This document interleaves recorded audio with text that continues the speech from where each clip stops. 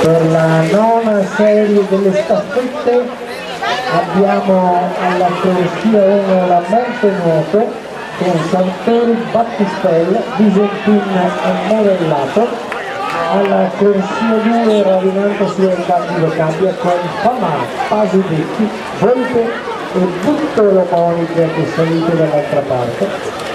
Alla corsia 3 abbiamo GP Nuoto Mira, Darioi, Cantonio, Fracasso e Mariano. Alla corsia 4 Acquaviva 2001 con Cazzino, Lazzaro, Maniero e Tolle. Alla corsia 5 il Centro Nuoto Pesco con Bucci, Andrea